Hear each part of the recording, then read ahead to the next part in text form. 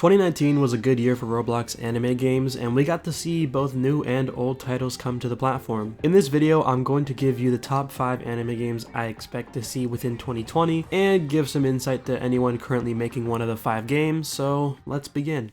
So on the list, our first game is going to be My Hero Academia. I expect to see at least 1 or 2 of these this year. Of course, the current ones will get updated, but I plan to release one hopefully sometime in the middle of the year, so look forward to that if you are an original player of My Hero Academia game. Babyox, the guy who's working on Deadly Sin's Retribution with me, is working on My Hero Academia with me, so we'll see what happens with that game when it does come out. Now, when it comes to My Hero Academia games, I'm going to give some advice to anybody that needs it. If you're making an MHA game, the number one thing I recommend is having a good combat. Make sure it's fun, intuitive, make sure players can enjoy it. Regardless of what quirk they have, if they have a really good quirk, it'll be even more fun for them. But if they have a decent quirk, it'll still be fun because the combat makes up for it in terms of not having the best quirk in the world. But let's go ahead and move on to the next anime. Number 2 on the list is going to be Bleach. We've seen a rise of Bleach games as of recent, and we're gonna see at least 1 or 2 more that I know of. I know that there are some people working on their own Bleach game because they're hyped about it finally getting back on Roblox, and they've been watching Bleach, they've been reading Bleach, and they really hope that it would come back. And it seems like one of my friends, Babyox, is working on a Bleach, so I'm really hyped about that. However, when it comes to Bleach games, I think the main thing is don't try to make a Bleach game just because others are doing it, guys. If you're making a Bleach game, do it because you enjoy the series, not because you're trying to chase a bag. In my opinion, the way a Bleach game works correctly, if you want a successful Bleach game, you gotta be in love with the game and or the community. You don't have to love the game you're making, but at least enjoy the community that you're creating, because no matter what, regardless of how hard you try, your Bleach game is always gonna have a community that wants like captains, it's gonna want some sort of system or some sort of engagement with people with Bankai, Shikai. People wanna be able to, be a formidable opponent to someone stronger than them and at least have a chance. So what I would say is, if you're making a Bleach game, just make sure it's fun in terms of the community aspect. Combat is always going to be something I say for any of these anime games that involve combat. Make sure your combat's good. It has to be fun regardless of how powerful someone is. You at least need to feel like you have a chance, even if you don't have a chance. At least give the players some feeling that they could have a chance if they just combo someone correctly, if they avoid any stuns, if they block at the right and opportune time, and whatever happens, happens. But when it comes to Bleach games, I could see at least 2 games coming out this year. I know definitely 1 game will be coming out this year, but we'll see for other Bleach games. Just make sure you hold yourself to a high standard when you make these games, because the Bleach community really does love Bleach, and we don't want to see Bleach done incorrectly. I personally do enjoy Bleach, and I'm sure others do too. But let's go ahead and move on to the 3rd game. Number 3 is going to be Hunter x Hunter, or Hunter x Hunter, however you want to pronounce it. Now, when it comes to Hunter x Hunter, or H times H, my main issue with games that do it is there's 2 sides to this game, and this is what I want to strongly advise games to think about. Whichever side you take, just make sure you do it right to which the player can understand. There's either the simple Hunter x Hunter approach, or the complex Hunter x Hunter approach. I've seen games do a very complex pattern for it, complex system, and it just doesn't hit well with the audience. People just don't really want to sit and meditate for 7 hours to get their Nen or unlock Nen, you know what I mean? I would much rather play a simple Hunter x Hunter game that just lets me use my skills and, progress through the worlds and stuff like that, but that's just how I am. I prefer the simple one, however, I understand that some people still prefer the more complex one. There's 2 different sides, and it just depends on the developer. Now, a smart developer who wants to take the time to work on a Hunter x Hunter game, what I highly recommend doing is finding a way to mix the 2, to make sure that it's a little bit complex, but also make sure there's some simple aspects so you keep the players that are young and stuff like that. Because Hunter x Hunter's audience grows older and older by the day, of course, and in my opinion, it feels as if the audience is a more significant portion of the audience is older than they are younger anymore. So what I would say is maybe lean towards the more complex half, but also make sure that the game has some simplicity within it. So it's a little bit easy, to level up or maybe unlock Nen and use Nen abilities, but maybe have a community aspect to which it's more complex. Because I do see Hunter x Hunter growing, and I do see Hunter x Hunter coming back to the platform. I personally have played 2 Hunter x Hunters in development so far, and they're both pretty different actually. One of them by Ryukio, who he was working on it last two years ago, I believe. I think in 2018 is when he was working on it originally. That game had the more simplistic value, and then the other Hunter x Hunter game that I played had the more complex value. And they both had their faults and they both had their strong suits. However, I think if the two games are mixed together in terms of how to play and their ideas, the game would have done a lot better, or both games would have done a lot better if they just took the time to understand that not every player has 7 hours to grind, or not every player likes just punching a dummy to level up and so on. But that's just my opinion, to each their own. Tell me what you think in the comment section about Hunter x Hunter and what you want to see in a Hunter x Hunter game. Personally, I do want to see the both aspects, simplistic and complex, mixed together perfectly fine, although that will be difficult to do. But yeah, let's go ahead and move on to our honorable mentions. So these honorable mentions are games that we see every year, and I expect to see at least one of each this year. Now, when it comes to these games, the first of the honorable mentions is, of course, Dragon Ball Z. I think most of you might have expected that because it's a common game on Roblox, and we see a lot of them almost every year. Now, in my opinion, the best one that's going to come out this upcoming year is Dragon Ball Online Generations. However, that game, in my opinion, the game is a 2019 game that just closed down to release in 2020. But I still expect a lot of things from the game, and I do expect a lot from Sony. I expect them to do better with the game. I expect the game to be a lot more fun when it re-releases, and I expect it to stay open when it does re-release. Now, the second game is, of course, Naruto. I think most of you know Naruto. Naruto is a very basic anime that everyone probably has seen, their mother, child, whoever's seen it. I think a lot of people have seen it. And then I believe the third game is going to be JoJo. Everybody knows JoJo at this point. JoJo is leaving its mark in the anime community, and a lot of JoJo games are coming out. We already had one JoJo game come out, but then closed because I guess they were in their beta release, but it kind of sounded like they closed it because of lag.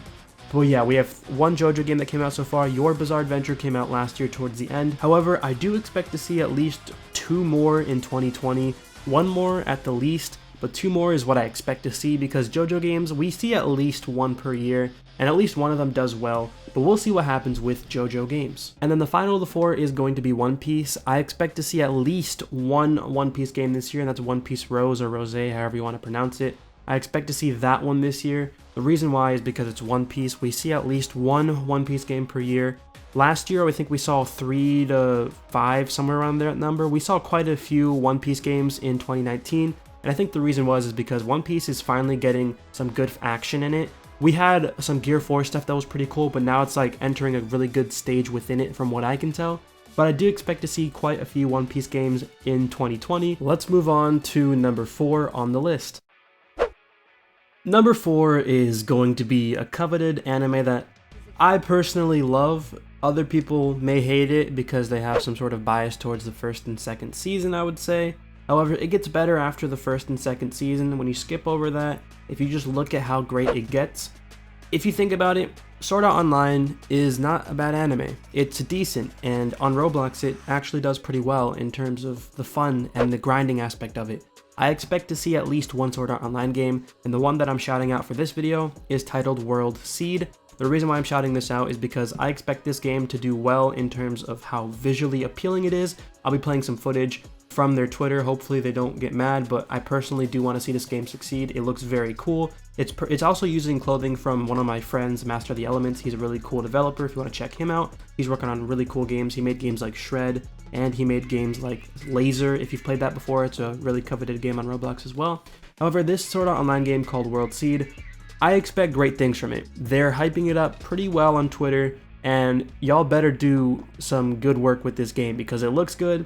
It better run well as well. It better be fun to play, because if it looks this good, you might as well make it fun as well. Now, one thing I do want to say is I kind of wish they didn't use UI from Sword Art Online, because that's kind of a reason why the game could get taken down by Roblox. However, that's their choice. I'm not going to be one to judge too heavily on that. The highest thing I recommend is maybe invest in some new UI. I understand Sword Art Online UI is beautiful and stuff like that, but just keep in mind that your game could get taken down at any point because you're using UI not owned by you. Just be careful, be very careful actually, but make sure your game does well when you do release it, and I will be there when it does release, and I'm pretty sure other developers and YouTubers will be there too, because I know some people that are talking about the game.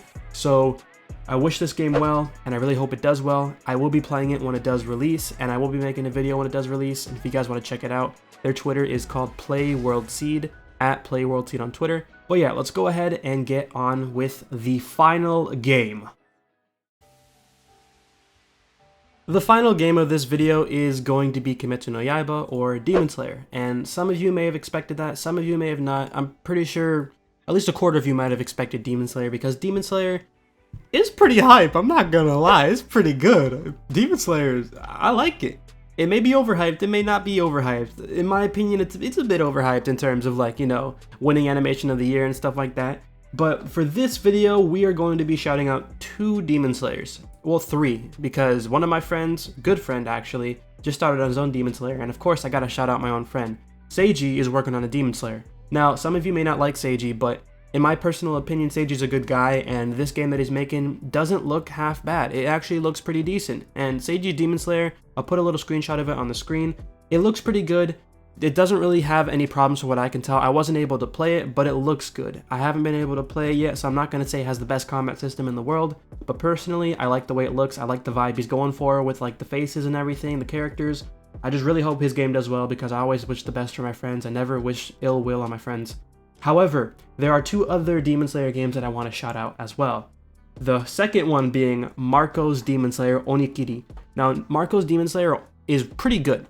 I think it runs pretty well. I think it looks pretty good. The main complaint I have is progression is a bit slow, and that's not a knock on the game. That's just me personally not liking the slow progression, but others may enjoy it. Another thing I disliked about the game in the testings is how small the map felt.